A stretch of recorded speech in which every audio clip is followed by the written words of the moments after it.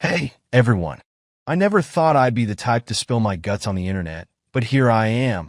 There's a lesson in what I'm about to tell you, and maybe, just maybe, it'll save some of you from making the same mistakes I did. This isn't some fiction I've cooked up to entertain you. It's my life, my reality, and it's ugly as hell.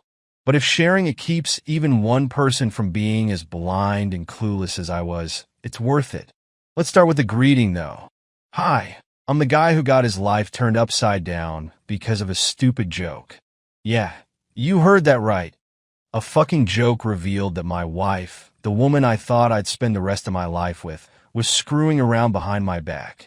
But before I dive into the heart of that shitstorm, let me introduce myself properly, give you some context. You'll need it to understand just how badly I got played. I'm in my early 40s now, a brunette with a couple of grays creeping in. Thanks, life. I'm not a model or anything, but I'm fit, take care of myself. I've got a job that pays well enough, project manager for a mid-sized firm. We're not swimming in cash, but we've never had to worry about bills either. I always thought I was doing okay, providing for my family, keeping the ship steady. But man, I had no clue what was brewing underneath the surface. Now let's talk about her, Emma. We met about 13 years ago. And when I first saw her, I was floored. She's blonde, tall, with these sharp, striking features. Emma is the kind of woman who turns heads when she walks into a room, and trust me, I wasn't immune to that. I fell hard. I thought I hit the jackpot. She had this magnetic energy, always wanting more out of life, always striving for something bigger and better. I liked that about her at first. She pushed me, made me feel like we were building something together. But as the years went on, it became more obvious that bigger and better didn't include us. It was all about her. More attention, more compliments, more things. Expensive things, too. She loved designer bags, new phones, jewelry. I'd get her some of it when I could, but the truth is, I could never really keep up with her appetite. Emma didn't work for the first few years of our marriage. She stayed at home with our son while I was out busting my ass to make ends meet. But when he started school, she got a job at some high-end gym as a personal trainer. Seemed harmless enough, right? I was just glad she had something to do other than spending money and complaining that I didn't have enough time for her. Now about her son. He's 8 now. And let me just say, I love that kid more than anything in this world. He's got red hair, which is the punchline to the joke that kicked off this whole mess. See, I'm a brunette, Emma's blonde, and our son? He's got this fiery red hair that doesn't match either of us. Sure, I know how genetics work and all that, but it's become a running joke between us. I make cracks about him being the neighbor's kid, dumb stuff like that. Hey, maybe the mailman's got some explaining to do, I'd say, and Emma would usually laugh or roll her eyes. But this one time at dinner, I dropped the usual line. Maybe I should go have a talk with the neighbor about our redhead, I said, half laughing as I shoveled food into my mouth. It was supposed to be one of those harmless, tired jokes, the kind that lands flat because you've said it a million times. Only this time, Emma's reaction wasn't what I expected. She didn't laugh or roll her eyes. No. She froze, just for a second, but it was there, a flash of something. Her smile dropped for a millisecond before she forced it back up. I swear, it was like someone had hit the pause button on her face. I don't know why, but that look got stuck in my head. It was like I had hit a nerve, but I wasn't sure how or why. I tried to shake it off, but over the next few days, I started noticing more little things. And when I say little, I mean tiny. Things you wouldn't normally even register if you weren't already suspicious. Like how her phone was suddenly glued to her side all the time. Sure, we all have our phones on us, but Emma used to leave hers lying around without a second thought. Now, it was always in her hand, her pocket, or face down on the table. And when it buzzed, she'd grab it like it was a ticking time bomb. At first, I thought I was being paranoid. Work was stressing me out, and I hadn't been home as much as I should have been. Late nights, early mornings, I was busting my ass to keep everything afloat. Emma had always complained about how much I worked, but in my mind, I was doing it for us. For her and our son. I figured the distance between us was just because of my job. But looking back, maybe I should have seen the signs sooner. And then there were the girls' nights. They weren't new. Emma's always had a circle of friends she'd go out with now and then, but they were happening more often. And she'd come home later and later, sometimes a little too drunk for just a casual night out with the girls. I'd ask her how it was, and she'd shrug it off like it was nothing. Just the usual, she'd say, maybe tossing a name or two of people I didn't know. I didn't push it. Why would I? She was an adult, and I trusted her. Or at least I thought I did. See, here's the thing about trust. Once you get even the slightest reason to doubt it, you start questioning everything. You start playing detective in your own head. I'd lay in bed at night, thinking about that damn look on her face when I made the joke about our son's red hair. Was there something more to it? Was she hiding something? Or was I just being a jealous, insecure asshole? Now, you might be wondering about my friends Tom, Bob, and Rick. We've known each other for years since college, and they've always had my back. Every couple of weeks, we'd take off for a few days, just to get away from the grind. We'd go fishing, hiking, sometimes even just rent a cabin in the middle of nowhere. It was our time to decompress, do some manly shit, and forget about the rest of the world for a while. Emma hated those trips. Every single time I'd pack my bag, she'd throw me this look like I was abandoning her. "You're going off with your buddies again?" she'd say. "What about me? What about your family?" And maybe she had a point. Maybe I was selfish for wanting to escape now and then. But those trips kept me sane. They were my outlet, my way of blowing off steam, so I didn't lose my mind with all the pressure at work and at home. Besides, it's not like I was disappearing every weekend, just every couple of weeks. I thought it was harmless. Except, while I was off with the guys, she was back home doing, well, who knows what at the time. I didn't realize it then, but she wasn't exactly sitting around waiting for me. Now, I've always had a messed up sense of humor. It's gotten me into trouble more than once, but it's also saved my ass in some pretty tense situations. Little did I know, it was about to be the catalyst for unraveling my entire marriage. So, after that little dinner table moment, where Emma froze after my dumb joke, I started getting this itch in the back of my mind. It was like a splinter I couldn't shake. I didn't know if I was just being paranoid or if something was actually wrong, but it got me thinking about relationships, cheating, and all that shit that never used to bother me. One night, I'm scrolling through YouTube, trying to unwind after a long day at work. That's when I stumbled on this video. Some guy pranking his wife by pretending he was cheating on her. The guy just casually drops a fake confession and records her reaction, which, as you can imagine, was pretty over the top. She freaked out, started screaming, throwing stuff. The whole thing was supposed to be a joke, a way to get a rise out of her.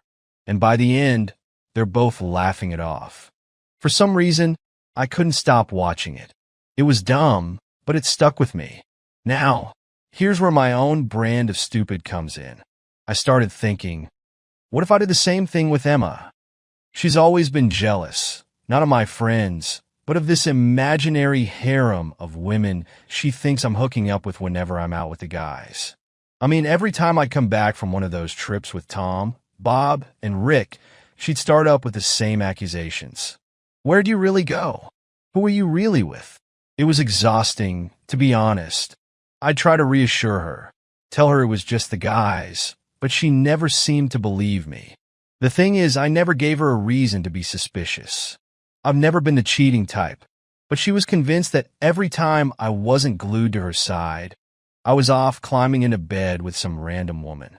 So, in my slightly twisted head, I figured, why not prank her like the guy in the video?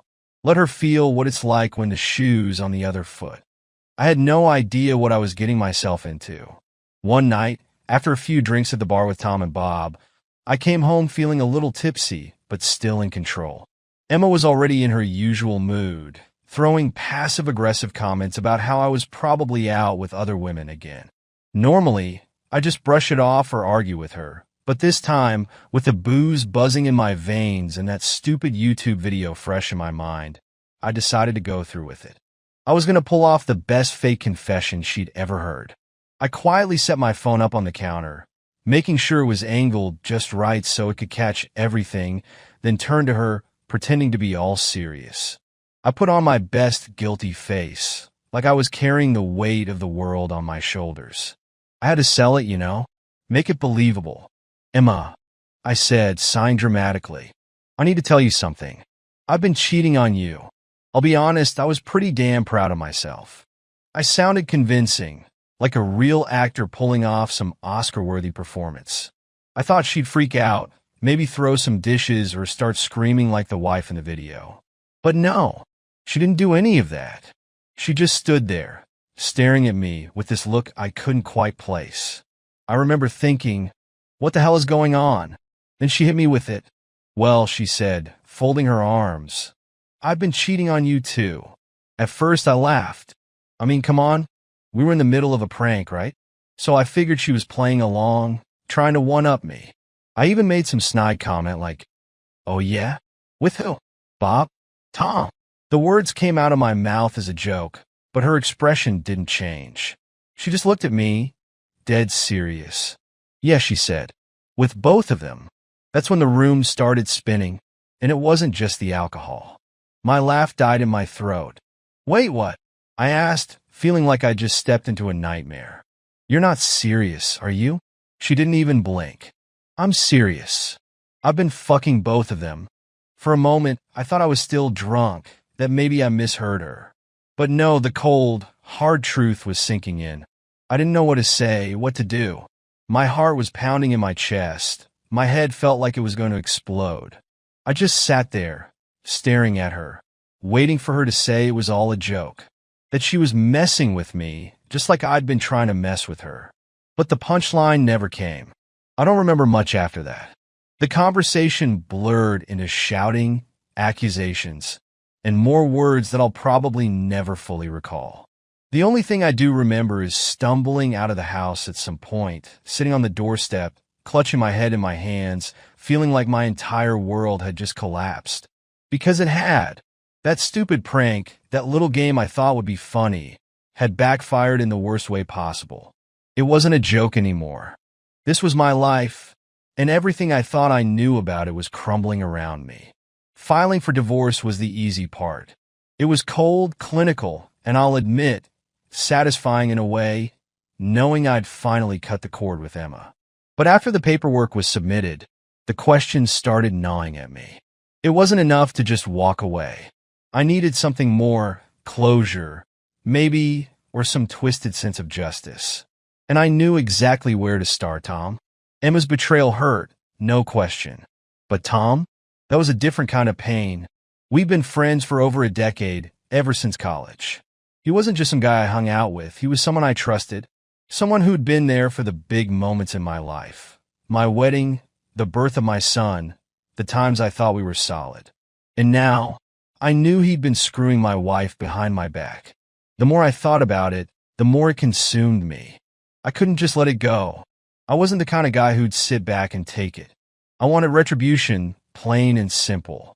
Rick was the first person I turned to when I decided to take action. Out of our group of friends, he was always the one with the calm head, the guy who could think things through when the rest of us were just reacting. He hadn't been involved in the mess with Emma, and that alone made him someone I could rely on.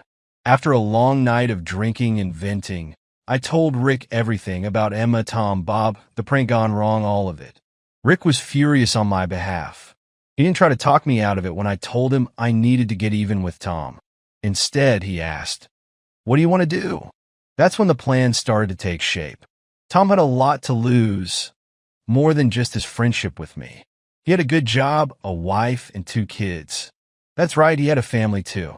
He was living this picture-perfect life on the surface, all while screwing around with my wife behind the scenes. I wasn't just going to ruin his friendship.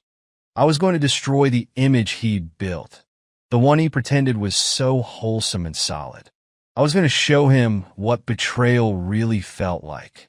The first part of the plan was simple: gather evidence. Emma had deleted most of her messages, but Rick had a buddy who was a tech genius.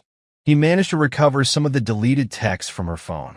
And let me tell you, what we found was more than enough. Explicit texts, photos, plans for meetups. Tom wasn't just some casual fling for Emma. They'd been going at it for months, if not longer. Seeing it all in black and white was like pouring salt on a wound, but it also fueled the fire inside me. With the evidence in hand, I needed to figure out the best way to ruin Tom. It wasn't just about exposing the affair. It was about hitting him where it hurt the most, his reputation, his family. That's where Rick came in. He knew Tom's wife well, had been friends with her through various gatherings and events. She was a nice woman, didn't deserve to be in the dark about who she was married to. But we had to be careful. This couldn't be some emotional outburst that backfired. We needed to be smart, calculated. Rick and I arranged a casual get-together, something Tom's wife wouldn't suspect. It was a weekend barbecue, nothing fancy, just the kind of thing our group did from time to time. Tom and his family came, smiling, laughing, completely unaware of what was coming. I watched them, and every laugh, every look of love his wife gave him, made my blood boil. I wanted to storm over and break his nose right there, but I kept it cool. I had a bigger plan. After a few drinks, Rick and I managed to slip away with Tom's wife. Let's call her Katie, for a private chat. We were subtle, didn't want to cause a scene. I could see the confusion in her eyes when we asked to talk to her alone, but she came along without questioning it too much. Once we were out of earshot, I pulled out my phone and showed her the texts, the photos, everything. At first, she didn't believe it. She stared at the screen, her face pale, her eyes blinking as if she was trying to process what she was seeing. "This can't be real," she whispered, her voice shaking. "Tom would never." But it was real. And Rick, bless him, was there to back me up, confirming everything, even offering to let her talk to his tech friend if she needed proof of how he got the messages. We gave her space to let it sink in, but the devastation was clear. She was a good person, someone who didn't deserve this any more than I did. But I needed her to see the truth. I needed her to know the kind of man she was married to. Katie didn't cry or scream. She was stronger than I thought she'd be. She just stood there, staring at the ground for what felt like an eternity. Then she said, "What do we do now?" That's when I told her the rest of the plan. We weren't just going to confront Tom. No, that was too easy. I wanted him to feel trapped, cornered. Katie agreed to play along, and we set the trap for the following weekend. Another gathering, but this time, it was at Tom's place. When the day came, I could barely keep myself together. Tom had no idea what was coming, and seeing him act all buddy-buddy with me made my skin crawl. We let the day roll on like normal until, finally, the moment arrived. Katie took him aside, just like Rick and I had done with her, and confronted him. The whole neighborhood could probably hear their argument. Tom tried to deny it at first, but when she showed him the evidence, there was no escaping it. And then I stepped in. I walked into the room just as Katie threw the final bomb. "Jack showed me everything," she said, her voice cold as ice. Tom turned to look at me, his face pale, his mouth hanging open. I could see the panic in his eyes, the realization that his entire life was crashing down around him. That look, that was what I had been waiting for. The betrayal in his eyes mirrored my own. And for the first time since this whole nightmare started, I felt a sliver of satisfaction. I didn't say much. There was no need. The damage was done. I just stood there, letting him see the cold fury on my face, knowing that his world was falling apart because of what he'd done. And I wasn't done yet. Not by a long shot. Tom had been easy in the end. His family, his reputation, that was his Achilles heel. But Bob? Bob was a different story. The guy didn't have a family, didn't have much of a personal life, really. He lived for his career, always talking about his investments, his side hustles, and the next big score. Money was his weakness. If there was anything Bob cared about more than himself, it was his bank account. That's where I knew I could hurt him the most. After what happened with Tom, I didn't waste any time moving on to Bob. The anger that had been simmering for months was now a full-blown fire, and I was done holding back. It was personal, but it had to be smart. I couldn't just confront Bob like I did with Tom. It wouldn't have the same effect. No, Bob needed something different, something that would cut him deep, but leave no trace back to me. That's when I came up with the idea: financial fraud.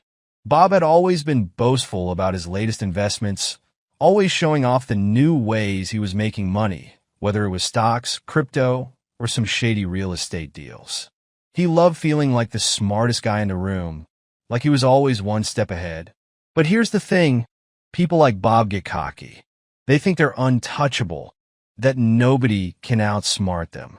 I was about to prove him wrong. The first step was to get Rick involved again. He had already helped me with Tom, but this time I needed his tech skills more than anything else. Bob was careful with his money, but Rick knew how to dig into the digital side of things. I laid out the plan for Rick over a few beers one night, and he didn't even hesitate. He was all in. We started by digging through Bob's public profiles, LinkedIn, Facebook, all the usual stuff. Bob liked to brag, so it wasn't hard to find out where he was investing and what he was excited about. He had a few properties he'd been bragging about, flipping them for profit. He mentioned some online investments as well, including a crypto exchange he was heavily into. It was a gold mine of information for us. The next step was finding a weak spot. Bob had been in some pretty questionable deals before. Things that skirted the line of legality, but nothing major enough to get him into real trouble.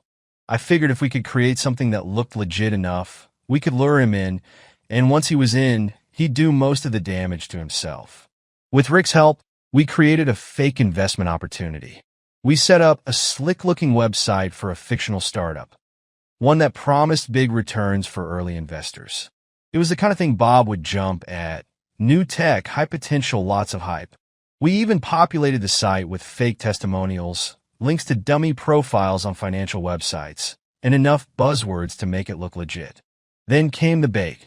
I casually mentioned the opportunity to Bob during one of our conversations. We were having drinks after work, and he was going on about his latest crypto gains, so I slipped it into the conversation, acting like it was something I'd stumbled upon but wasn't sure about. Of course, Bob's eyes lit up. He couldn't resist the idea of getting in early on something hot, especially if I was hesitant. He thought he was smarter than me, that he could spot a good deal where I couldn't. Over the next few days, I played it cool, like I wasn't sure if I wanted to invest. Bob, though, he was hooked. He kept asking me about it, wanting to know more, pressing me for details. That's when I gave him the fake site and told him to check it out for himself. It didn't take long. A week later, Bob was in. He threw in a sizable chunk of cash, enough to make a dent in his portfolio if things went south, but not enough to bankrupt him. At least, not yet. The beauty of this plan was that once Bob was in, he did the rest of the work himself. He started pushing the investment to his contacts, trying to build his position, get others involved. That's how these scams work. The more people you get in, the bigger your slice of the pie. Bob didn't even realize he was stepping deeper into the trap. Rick and I waited until the timing was right. A few months in, after Bob had thrown even more money into the pot and was starting to see some returns, all fabricated, of course, we pulled the plug. The site went down, the company disappeared, and Bob's investment vanished into thin air. The fallout was immediate. Bob was livid, calling everyone he knew, trying to figure out what the hell had happened. He started pulling strings, contacting lawyers, but the thing was there was no trail. Everything had been scrubbed clean. The more he dug, the more he realized he'd been duped, and there was nothing he could do about it. And the worst part? He couldn't tell anyone. Bob had been scammed, and admitting that would mean admitting he wasn't as smart as he thought he was. I watched him unravel over the next few weeks. His confidence was shattered. He stopped talking about his investments, stopped bragging about his latest schemes. He was quieter, more reserved, like he'd taken a punch to the gut and was still trying to catch his breath. I didn't need to confront him, didn't need to rub it in his face. The loss itself was enough. Bob's whole identity was wrapped up in being the guy who always won, who always came out on top, and now he was just another sucker who got played. And the best part? He never knew it was me. As for Rick, he wiped his hands clean after it was all done. We didn't need to talk about it much afterward. We knew we'd done what needed to be done. I got my revenge on Tom and Bob, and the satisfaction of knowing they both paid for what they did. Was it enough? At the time, yeah, it felt like it, but in the back of my mind, I knew there was still one person left. Emma. After the fallout with Tom and Bob, you'd think the divorce process would have been the final nail in the coffin, the last chapter in a saga of betrayal and revenge. But no, that shit dragged on longer than I ever could have imagined. You see, Emma wasn't the kind of woman to walk away quietly. She wasn't just interested in splitting up and moving on. She wanted to bleed me dry in the process. At first, it seemed straightforward enough. We agreed to sell the house, split the assets, and go our separate ways. But when it came to the money, she started playing hardball. Specifically, she demanded an obscene amount of alimony, more than I expected, given the fact that she had a job now. But that wasn't even the worst of it. What really threw me was her demand for child support. She wanted me to pay for our son, and she didn't want just the standard amount. No, she wanted to live comfortably off that check for years to come. The kind of money she was asking for could have funded her next shopping spree lifestyle without her lifting a finger. And for a while, I was resigned to it. I mean, I loved the kid. I'd raised him, been his father, and I figured, fine, I'll take the hit for him, even if it means I'll be working double shifts for the next decade. But something kept gnawing at me, especially after that joke about the neighbor's kid. The thought had always been in the back of my head, lingering there, ever since Emma's face froze that night at the dinner table. And with everything that had come out about her cheating, I couldn't ignore it anymore. So I did what I never thought I'd do. I asked for a DNA test. It was the last resort, really. I didn't want to believe that the kid I'd raised for 8 years wasn't mine. But after everything Emma had put me through, I had to know for sure. Part of me felt like I was betraying him by even questioning it, but at the same time, I had to protect myself. I wasn't going to let Emma take everything from me, not if there was even the slightest chance that she was lying about this too. The results came in a week later. I remember sitting in my lawyer's office, staring at the envelope like it was a bomb about to go off. When I finally opened it, I felt like the world dropped out from under me. The test came back negative. The kid I'd been calling my son for nearly a decade wasn't mine. I just sat there, holding the paper, unable to move. There was anger, sure, but more than anything, I felt hollow, empty, like everything I'd built with Emma had been a lie from the very beginning. She'd lied about who she was, who I was, and even who my own son was. It felt like the final betrayal, the one that cut deeper than all the others combined. My lawyer? He was ready. He'd seen this kind of thing before, I guess, because the next steps came quickly. The DNA test blew Emma's whole case apart. Without that kid being mine, there was no way she could demand child support from me. She tried to fight it, of course, threw every excuse in the book at the judge, claiming I was still his father, that I'd raised him, that it didn't matter what the test said. But legally, it did matter. I wasn't on the hook for a single dime. The divorce process dragged on for months after that, but Emma had lost her leverage. We sold the house, and I took my half of the money. I wasn't interested in fighting for more. At that point, I just wanted out. I wanted to be done with her, with the lies, with everything that had turned my life into a nightmare. Once the house was gone, I packed up and moved to another city, far away from the madness that had consumed my life for too long. Starting over wasn't easy, but it was necessary. I needed distance, both physically and mentally, from everything that had happened. New place, new job, new life.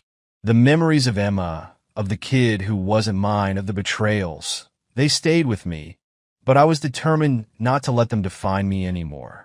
I wasn't the same man who had made that dumb joke at the dinner table, oblivious to the storm brewing under my own roof. I was different now, maybe a little harder, a little colder, but also smarter. I'd been through the worst, and I'd come out the other side. And for the first time in years, I felt free. Update. It's been a while since I last posted, and a lot has changed since then. If you've followed my story up to this point, you know how dark things got, how betrayal, divorce, and revenge became the center of my life. But now I want to give you all an update because for the first time in what feels like forever, I'm finally in a place where I can breathe again. I've moved on. After the divorce and the house sale, I packed up and left that city. There was no point in staying. Too many memories, too much anger, and too many ghosts. I needed a fresh start, and moving to a new city gave me exactly that. It wasn't easy, starting over never is, but it was necessary. I found a new job, nothing fancy, but enough to pay the bills and keep me busy. And you know what? I've made new friends, built new routines, and started rebuilding my life, piece by piece. The past still lingers, of course. There are nights when it all comes flooding back, and I wonder how I could have been so blind for so long. But those moments don't define me anymore. They're just echoes of a life I've left behind. I've learned to focus on the future rather than the past, and it feels damn good. I don't have much contact with Emma anymore. There's nothing left to talk about. The kid, well, it's complicated. I'm not his father, not legally or biologically, but in my heart, part of me will always care about him. He was an innocent bystander in all of this, just as blindsided as I was. But for my own sanity, I had to create distance. Maybe someday, when he's older, we'll talk again. But for now, I'm focusing on rebuilding my own life. I want to take a moment to thank everyone who's been following my story, whether you've commented, messaged, or just read along quietly. Your support has meant more to me than you'll ever know. When you're going through hell, knowing you're not alone can make all the difference. So thank you. Really, it's been a long, brutal journey, but I'm standing on the other side of it now, and I wouldn't have made it without the encouragement from strangers. People like you who gave me hope when I had none. So, what's next for me? I'm not sure, but I'm taking it one day at a time. I'm staying focused on the present, trying to enjoy the little things again, things I'd forgotten I could enjoy. I'm healthier, mentally and physically, than I've been in years, and that's something I'm proud of. To anyone who's going through their own version of hell right now, just remember this. You can get through it. It may seem impossible, but I'm living proof that life goes on. You'll heal, you'll grow, and you'll find your peace again. It takes time, but it's worth it. Thanks again to everyone who's stuck by me through this roller coaster of a story. I wish you all success, happiness, and strength, no matter where life takes you. Take care of yourselves, and never stop fighting for the life you deserve.